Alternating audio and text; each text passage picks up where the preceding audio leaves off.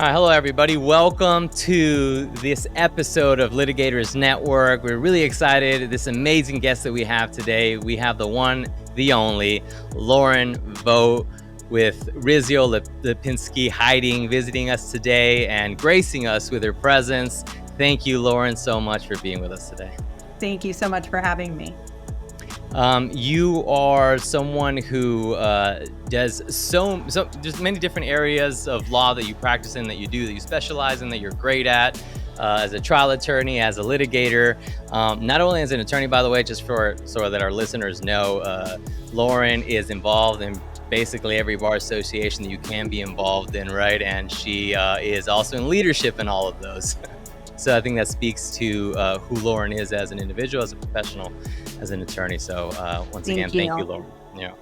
All right. So we're going to be talking today about dangerous condition cases, about some immunities, and just kind of getting over those. And it's going to be interesting. It's going to be fun because Lauren's going to talk to us a little bit about a case that she had recently and how we'll use that as context for looking at these dangerous condition cases.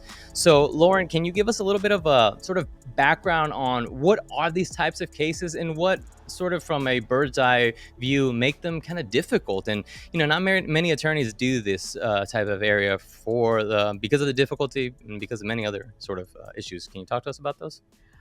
So government cases, typically the ones we handle, deal with like dangerous conditions of public property, which is governed by Government Code Section 835.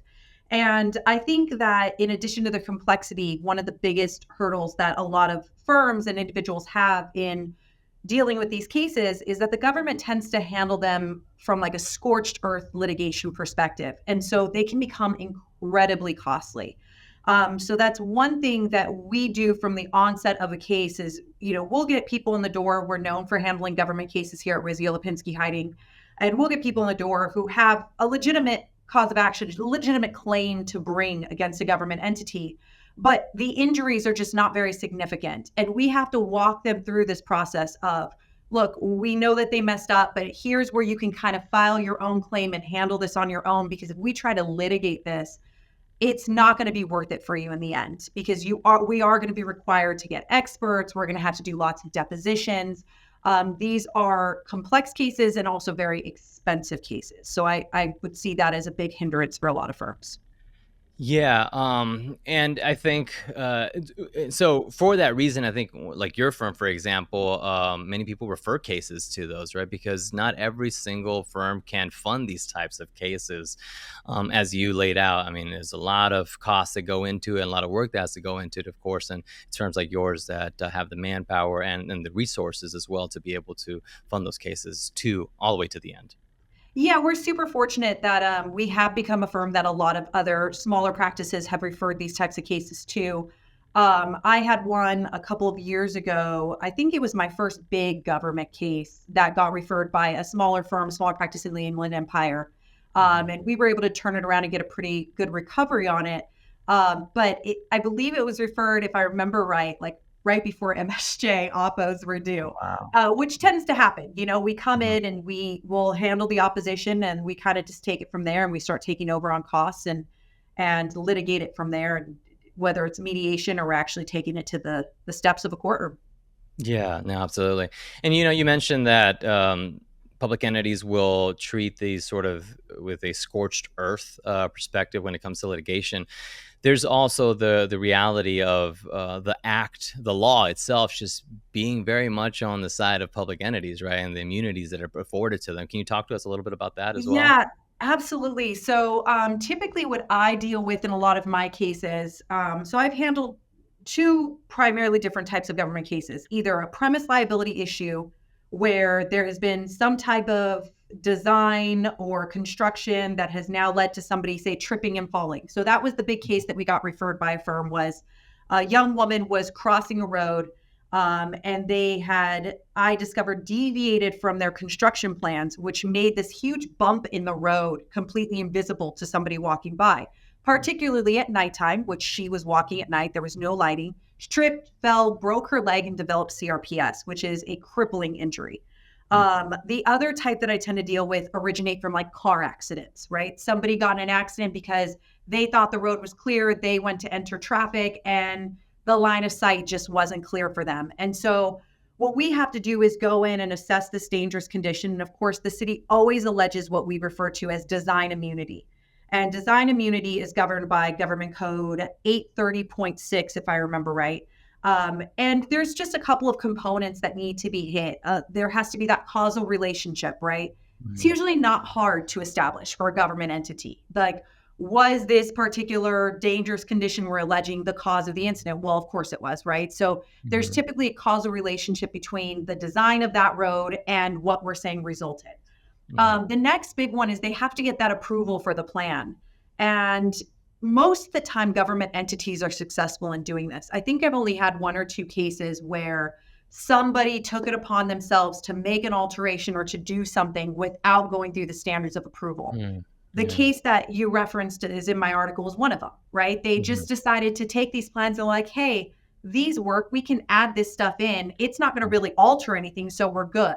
And lo and behold, what they were doing was creating a dangerous condition because they were obstructing a line of sight for a driver. And then, of course, the last and final factor is the reasonableness of the plan. So a government will assert that they have design immunity. We had these plans. They were totally reasonable. We got them approved. We went through all the right steps. This isn't our fault. We Mhm. can't be expected to monitor every inch of road all over the state. And our goal is to try to show that one of these factors has not been met. You didn't get the right approval, or there's no way this plan was reasonable. And Mhm. therefore, you are still being held accountable for creating this dangerous condition that Yeah. resulted in these catastrophic injuries. Yeah. Well, thank you for that. And maybe diving into that case that you mentioned then as well. So, can you provide a little bit of background, some context to what are the facts of this case, and then maybe we can go through those elements and how that played into how you all evaluated that case and were able to be successful. Oh, absolutely. So, I mean, I think it's a great idea because we all, as litigators, kind of learn by example, I feel like. Mhm. So, in that particular case, I had the privilege of representing a young man. He was in his early 20s. He was at Point Loma University on a military scholarship. He was intending to commission as an officer in the United States Marine Corps. He had completed the bulk of his training. He was in his final year of classes. He was driving on his motorcycle or riding his motorcycle to school on a side road. I think the speed limit was like 35 miles per hour, but there was like a decent amount of traffic. Anyone who knows Point Loma as you're heading over to the university, it gets backed up on Catalina Boulevard, the main road there. Mhm. And so he's just going with the flow of traffic. I think we had him clocked from our accident reconstructionist like 3 or 4 miles per hour under the speed limit. Oh. Unfortunately, as he's driving up those roads, those are really old roads. There was a blind spot, so to speak, of a joining intersection, Delmar Avenue. And Mhm. another gentleman who was driving down Delmar Avenue was local to the area, came to the stop sign and said that he told police that day, my line of sight was obstructed. I had a hard time seeing around the parked cars on Catalina. Okay. And so he inched forward and inched forward and ultimately decided, I think I'm clear, and gunned it. And as he gunned it, he clipped my client. My client Mhm. did a full blown cartwheel over his vehicle. There were multiple witnesses. Mhm. Landed on the other side of the car about 20 feet away, had a ton of broken bones, Mhm. had some lacerations on some internal organs, had to be rushed to the emergency room. And as a result, unfortunately, got medically discharged from the program with the Marine Corps, which Mhm. essentially turned his whole life upside down. He had been Yeah. dreaming of being an officer in the Marine Corps since he was a kid. Mhm. So it was pretty devastating for him. He had a number of other very significant injuries. I don't want to get too much into that. It kind of invades his Yeah. privacy a little bit, but that It's had an catastrophic. impact on his ability to have children in the future. Let's put it Mm. that way. Mm. Yeah. So it's catastrophic injuries. I mean, Huge. it's one of these that come to the door, and you go, okay, well, there's these injuries. It may be worth looking into, regardless of how we feel or what we do or don't know about liability yet, right? Right. Um, And mhm. before, sorry to cut you off, but like Yeah. before even filing and before we even go down that road, when we get these cases in the door, I say it's never too early to start collecting information, right? Hmm. So we interviewed the client, we talked with him about his perspective. The next thing we did, Greg and I hopped in a car and we went to the scene. We drove down to San Diego and we're like, okay, let's look at it through the So perspective of important. both. Mhm. Super important. I cannot stress enough how important it is to go to these scenes, because oftentimes I feel like in today's world we rely on technology. And Uh-huh. so everyone wants to pull Google up Maps. Google Earth, Google Maps, Yeah, and yeah, they think this gives me the full picture. yeah. But what you wouldn't have recognized through Google Maps and Google Earth, and Darren Perosi, who later came on the case to assist me on it, said the same thing, that once I took him to the scene, what you wouldn't capture was there was this grade in the road that Mhm. you didn't see in those Google Earth images that had an impact and also played a role in why the line Mm, of sight was so obstructed. And so mm, Greg and I drove it with like a camera phone, both from the perspective of the defendant as well as our client's perspective, understanding that we're not on a motorcycle, right? We're in a car. yeah. Understanding a Mhm. motorcycle would probably be even more difficult to see, right? Sure. And we drove that, we took video, and we're like, something has to be done. And I Mhm. remember we even had, this was much later in the case, but it was interesting because I'm battling with, again, the city of San Diego, and we're Mhm. going back and forth on this case. And they're like, oh, these plans were approved. It's not as bad as you're saying. Look, this was just an accident. It's not our fault. Look, the Switters Mhm. don't show any accident, so this isn't a problem Okay. intersection. Mhm. Mhm.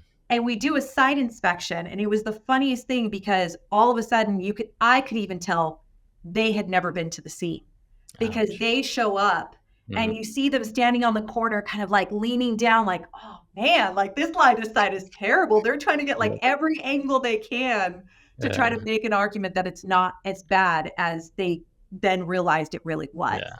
Yeah. So, first step is collect information, go to the scene, and then Mhm. right away after that, send PRAs out. PRAs being the Public Records Act Okay. requests. Perfect. Uh-huh.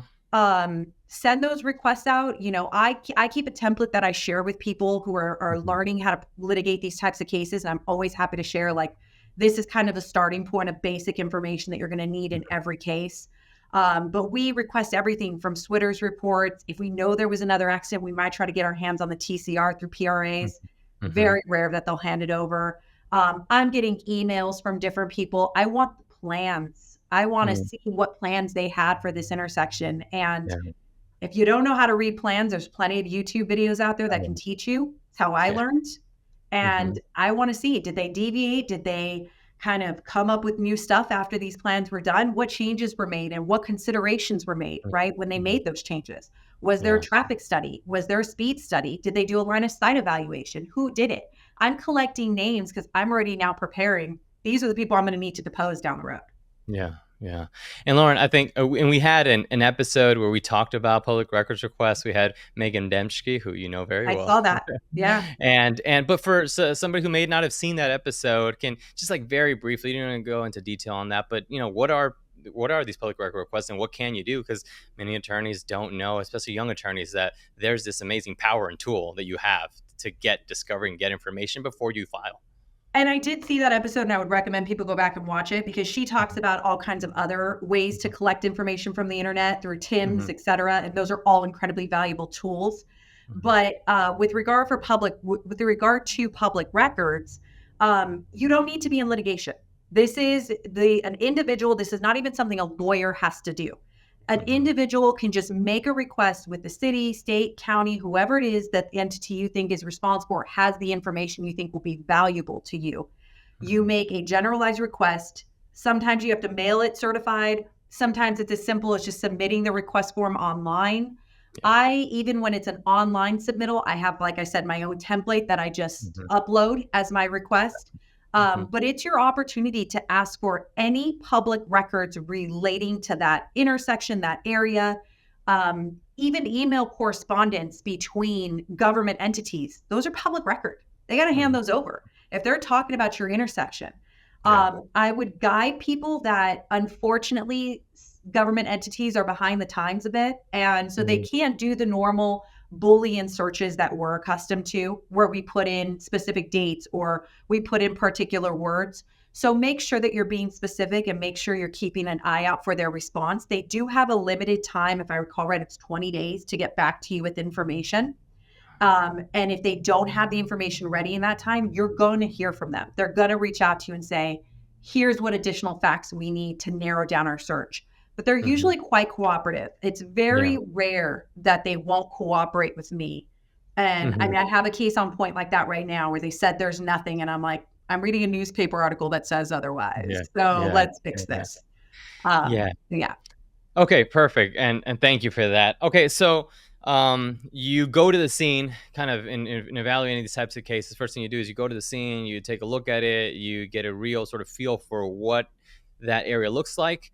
What are some other things that you do? And you do the public records requests, and then there's also hiring, right, of an expert. Can you talk to us a little bit about that? Yeah. So the first thing we'll do is, you usually have a limited window before cars are about to get salvaged or sold off. And so Mhm, we have an expert that we kind of keep on retainer that will go out and pull data and do like a preliminary accident reconstruction report for us, mhm, to knock out some of the alarming things, right? Like that's how I knew my guy wasn't going above the speed limit. I want to know that before I even get into litigation. Is yeah, there going to be some comparative negligence here on my guy's part?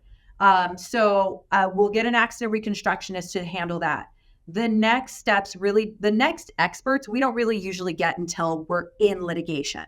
And mhm, that's when we start retaining our engineers.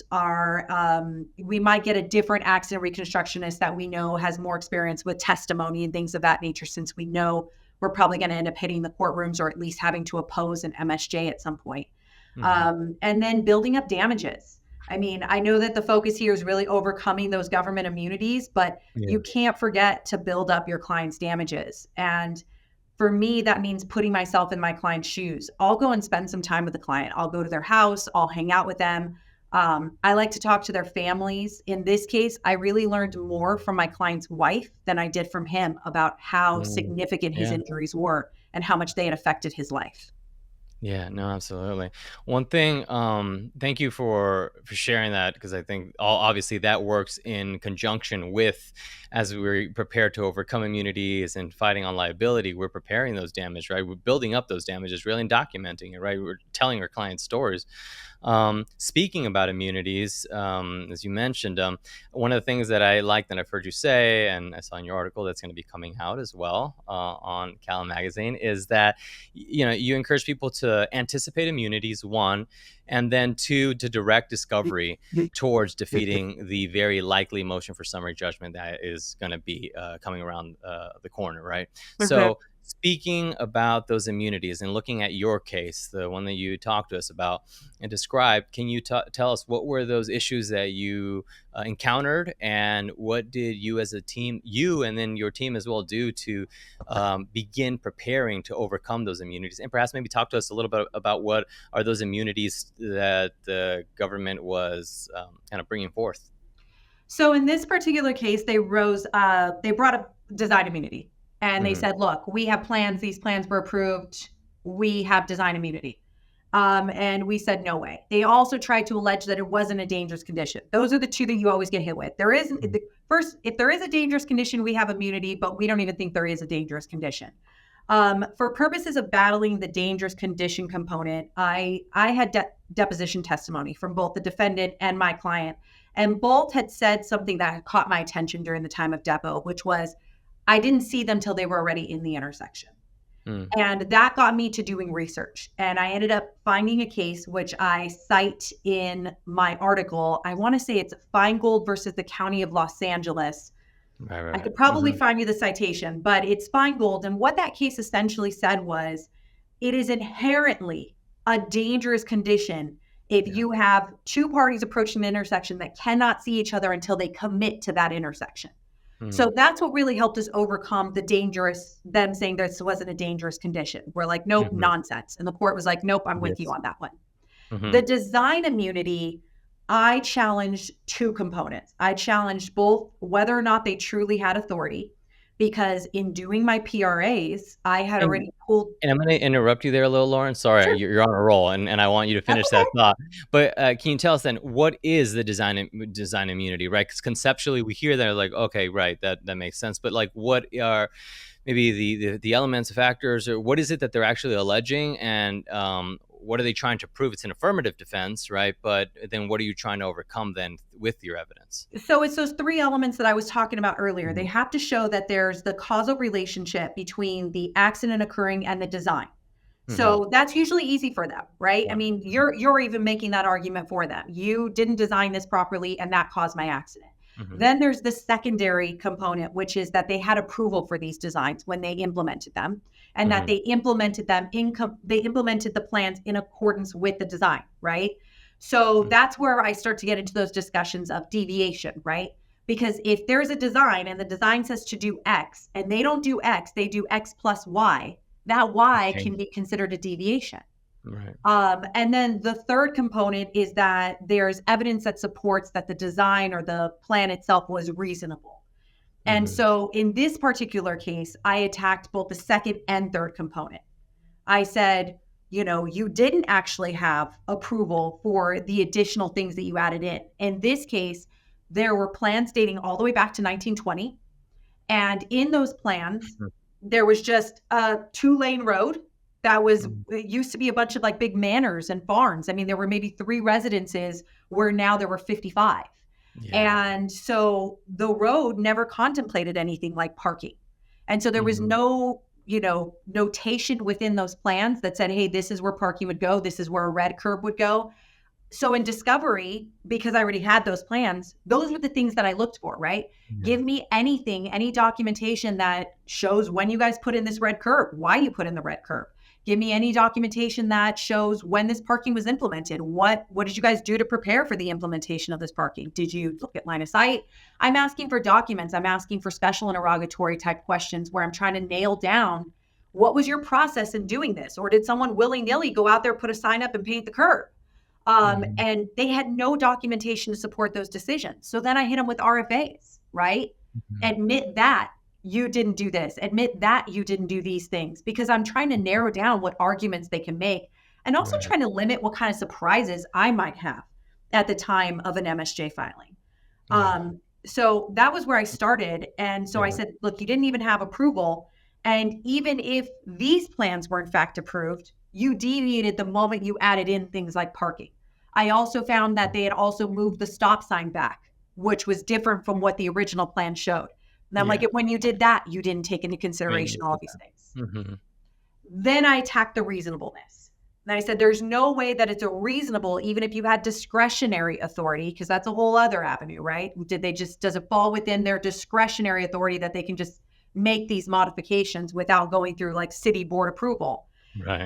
I said, even if you had discretionary authority, it's not reasonable to assume that this design contemplated these changes. And I made an argument saying, look, in 1920, we had a T model as the vehicle, right? Mhm. One in every like 20 households actually even had a car, if that. There was I love no that. way that these designs contemplated 30 Yeah. cars being parked on this street. Yeah. So court agreed with us on everything, and we were able to overcome that. Those are the stories that we as plaintiff lawyers love to hear. No, that's amazing. And obviously, they're gonna I imagine they were arguing vigorously on each one of those accounts, but the way that you set everything up, and I love how you were saying, right? It's one after the other, and you're narrowing down. I like your description of that because really narrowing down your arguments and also narrowing down and closing the walls in on them as well in terms of where they can go. And there's those discovery tools that you kind of just walked us through. That's a masterclass on how you do discovery, right? Step I after mean, step. I hope it's useful, but yeah, I mean, that's what I was taught is, I tend to start very broad with my discovery and I'm just asking for a lot of information. I Mhm. will, and this is just like a pointer, I will ask for all of the same documentation I asked for in PRAs. Because Mhm. like in this case, Oh, I'll yeah. find that there are documents they don't hand over in discovery and I have it in a PRA. What were some things that you found and discovered? Because that happens. Oh, yeah, yeah, yeah. So in this particular case, when Greg and I went out to the scene, not only did we raise a claim against the government, but we also felt that the bushes on the corner home were overgrown and also played a role in Mhm. obstructing the line of sight for drivers on Del Mar. So we filed suit against them as well. And then I did some research and found a municipal code that basically said even if the homeowner fails to groom their bushes and whatnot, if it goes into the public right of way, the city manager has the right and the duty to intervene and cut those bushes down, and they can just bill the homeowner for those costs. Yeah. So through my discovery, I wanted to know every single time the city was out there, even if it wasn't related specifically to this intersection, but even surrounding intersections where maybe they did a circle around the area and would have seen and would have had notice of these bushes being overgrown. I went on Google Earth and went back 10 years as far as I could, just tracking every time you could see that they were overgrown going into that right of way. And what the city tried to say was, oh, they were never overgrown at any of the times that we were there, which I ended up trapping them in through a deposition of one of their PMKs, that they were in fact in the area at a time where I have a picture showing that they were overgrown. And then in the PRAs, I got a document which actually showed that they had in fact gone out there with their arborist and cut those bushes down. Oh, so while they're nice. saying we didn't even have notice and no, we would never go out and do that, it was 100% untrue. They had done it, and they did it even following our accident as well. And so I'm like, here are occasions where you have exercised those rights. So don't tell me that you can't. Oh, that's great. Oh, I gotta say, you gotta love municipal codes. Yeah. I love Great nugget. municipal. I literally just had one. It's last week, the end of last week, where it's like, oh, this is great. I love you. Yeah, and then looking at those like other areas of liability, right? Like the homeowner. We went after the homeowner's policy and we got it because at the end of the day, the bushes were overgrown numerous times. And well, that's not what the guy said to the police officers. He blamed the cars. We knew that any reasonable jury watching the videos and the reconstruction of that accident were going to say, yeah, those bushes play a role too. Yeah, absolutely. No, that's great. That's so smart. Okay. One other thing that I know that you did on this case is that, and the importance you mentioned earlier about just sending an investigator even, right?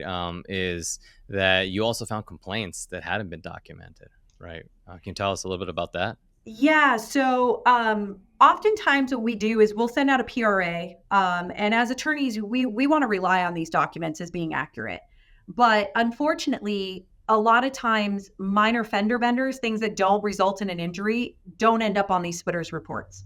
And so we were just kind of a little, with as bad as this intersection was, we're like, wow, there's really not a lot of accidents on this splitters report. So what we did is we hired an investigator to go door to door in the area, because we also had the witnesses to the accident who were also local residents. And we talked with them and they're like, oh, there's accidents there all the time. And we're like, okay, something's not adding up.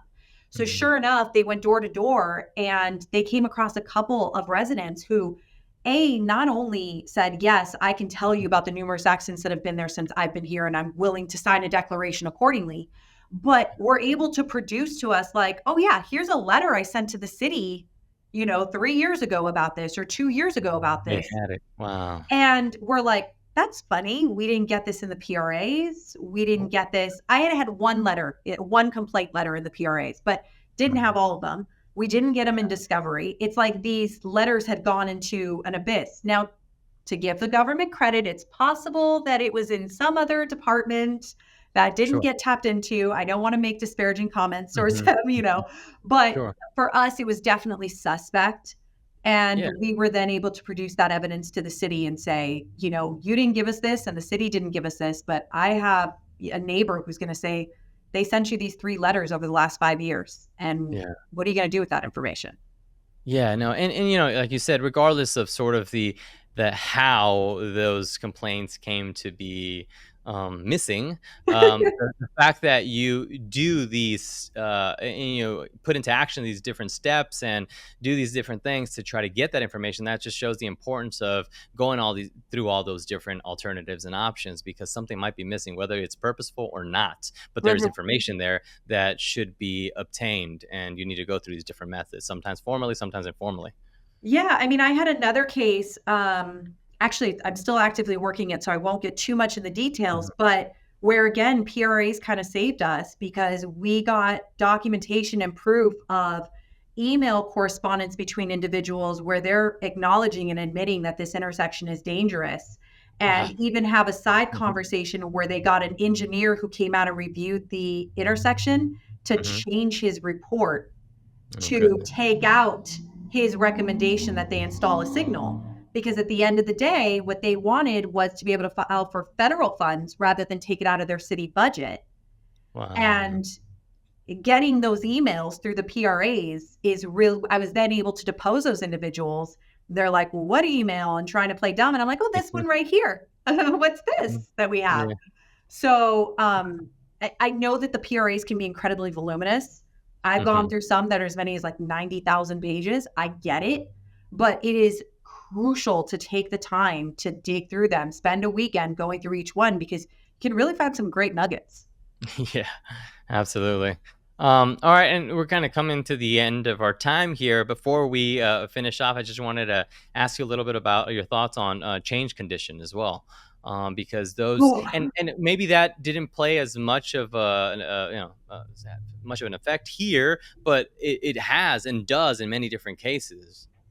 Well, it did play a role here too, right? Because the change condition that we Yeah, argued in this really. case was, Mhm. look, since you guys had these designs done in 1922 or whatever it was, Mhm. we have way more cars on the road. We have more houses Mhm. here that have multiple vehicles that need a place to park their cars, and they're parking them in the street and obstructing the line of sight.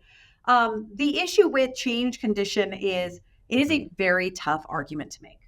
So, my recommendation is always don't try to look for one change condition.